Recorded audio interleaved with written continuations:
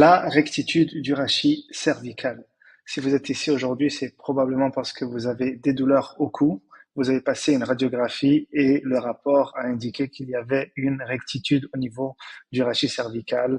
Maintenant, vous vous demandez peut-être c'est quoi, comment est-ce que les symptômes évoluent, qu'est-ce qu'il faut faire lorsqu'on a une rectitude du rachis cervical. Je m'appelle Anas, je suis kiné pour le groupe Santé pour tous et c'est exactement ce qu'on va faire aujourd'hui. On va essayer de vous éduquer de façon simplifiée sur la rectitude du rachis cervical en expliquant ses causes, ses symptômes, vous expliquer quand est-ce qu'il faut vous inquiéter, quand est-ce qu'il faut consulter d'urgence et qu'est-ce que vous pouvez faire vous à la maison, par exemple via des traitements naturels, en plus des traitements médicaux qui sont souvent prescrits pour aller mieux, pour mieux dormir, pour mieux vivre au quotidien. Donc, je vais vous demander de vous abonner si vous trouvez le contenu pertinent. Ça va nous permettre déjà de vous éduquer sur plusieurs thèmes reliés à la santé et aussi de couvrir le plus de gens possible pour essayer de les éduquer également. Donc, sans plus attendre, on va rentrer dans le vif du sujet, à savoir c'est quoi exactement la rectitude du rachis cervical. Donc, pour comprendre cette condition, il faut à tout prix passer par l'anatomie de la colonne vertébrale. Si on regarde dans l'image, on voit que lorsqu'on regarde la colonne vertébrale de côté, donc ça c'est quelqu'un qui regarde vers la droite, on observe que les courbures ne sont pas droites. Donc la colonne n'est pas droite lorsqu'on la regarde de côté, elle présente des courbures. Donc au cou, on voit ici une petite courbure qu'on appelle une lordose cervicale. Dans le milieu du dos, ça serait une kyphose et dans le bas du dos, une lordose. Donc qu'est-ce qui se passe dans la rectitude, comme le nom l'indique, du rachis cervical? Donc au niveau cervical, au lieu d'avoir une courbure, on voit que les vertèbres sont superposées de façon rectiligne. Et donc, vous allez peut-être vous demander, mais d'où est-ce que ça vient, cette condition? Malheureusement, comme plusieurs choses en médecine, la cause exacte, elle est inconnue. Et donc, ça peut survenir sur n'importe qui et puis à n'importe quel moment. Ce qu'on sait, par contre, c'est que plusieurs personnes, après un accident de voiture, par exemple, qui a provoqué une entorse cervicale, un coup de lapin, peuvent présenter une rectitude du rachis cervical. Ensuite, de façon un peu moins intense, simplement des tensions musculaires dues à des postures inadaptées, par exemple au travail, si on dort de la mauvaise façon, peuvent également provoquer une rectitude du rachis cervical. Ensuite, les os, en fait, les vertèbres, lorsqu'elles sont superposées les unes par rapport aux autres, si elles présentent une pathologie osseuse, en fait, la colonne vertébrale, comme de l'ostéoporose, de l'arthrose cervicale, ce que ça va faire, ça, c'est que ça va déformer les vertèbres de sorte qu'elles soient rectilignes au lieu d'avoir une courbure naturelle. Et c'est là qu'on va trouver une rectitude du rachis cervical après des épisodes d'arthrose cervicale, par exemple, ou d'ostéoporose. Maintenant, vous, c'est des symptômes que vous avez peut-être déjà. Donc, évidemment, lorsqu'on a une rectitude du rachis cervical, ça peut provoquer des douleurs au niveau des cervicales. Bien que dans certains cas, j'aimerais l'indiquer, certaines personnes n'ont pas de douleur malgré le fait qu'ils ont une rectitude du rachis cervical. Pourquoi? Parce que le corps a pu s'adapter et puis ça ne crée pas d'inflammation. Mais souvent, lorsqu'on a cette condition, ça vient avec des tensions musculaires, des spasmes des fois qui sont très, très, très incapacitants, si bien que c'est difficile de bouger la tête, donc ça cause des limitations de mobilité. Et même, on a certains muscles à la base de la nuque, lorsque eux sont tendus, peuvent irradier en fait la douleur vers la tête et donc provoquer des céphalées et même des migraines. Maintenant, ça c'est des symptômes qu'on dit conventionnels reliés à cette condition et aux maux de cou en général, mais la question et ce que vous devez savoir, c'est en fait quand est-ce qu'il faut s'inquiéter en lien avec cette condition. Donc, si vous présentez par exemple des douleurs qui sont constantes, qui ne disparaissent pas au repos, ou bien par exemple des douleurs qui irradient en fait vers le membre supérieur, souvent ça vient avec des engourdissements, des picotements, ou encore si vous avez des faiblesses, à ce moment-là c'est des choses qui sont beaucoup plus sérieuses, beaucoup plus graves, donc des troubles de la coordination, de l'incontinence, tout ça, ça vient en fait d'une atteinte de la moelle épinière, donc du disque par exemple qui va toucher la moelle épinière ou irriter une racine nerveuse au niveau cervical, lié ou non à la rectitude du rachis cervical, à ce moment-là, c'est quelque chose de sérieux. Il est important de consulter d'urgence si vous avez un des symptômes mentionnés ci-dessus. Donc ça, c'est très important à savoir. Maintenant, en termes de diagnostic, c'est très simple et vous le savez peut-être déjà. Comment est-ce qu'on diagnostique une rectitude du rachis cervical?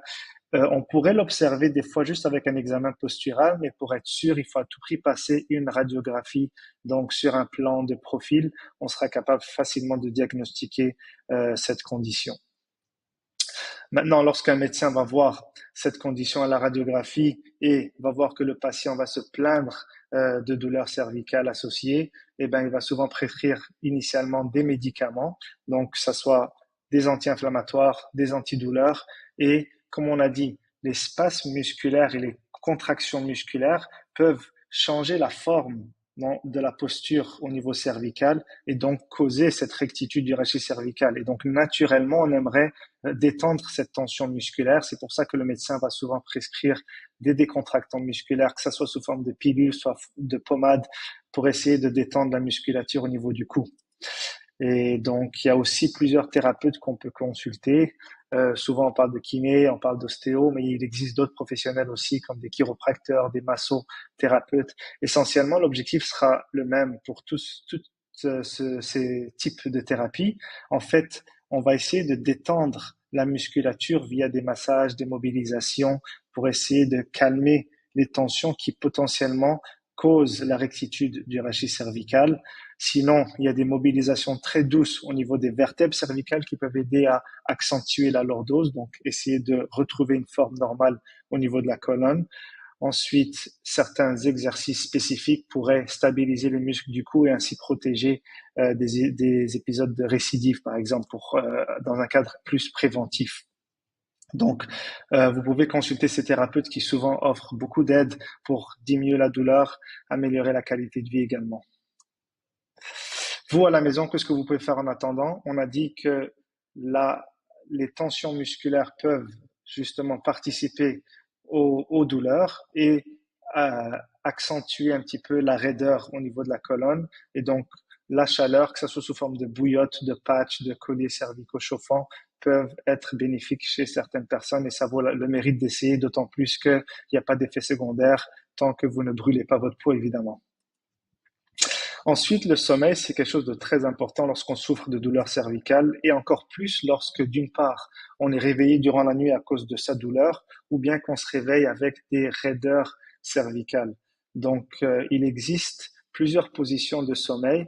Évidemment, la position ventrale, c'est souvent quelque chose qu'on ne recommande pas en fait, parce que lorsqu'on est sur le ventre, il faut tourner la tête. Et si on a des raideurs au niveau du cou, juste le fait de tourner la tête et d'aller dans une amplitude extrême peut justement accentuer les douleurs, l'inflammation.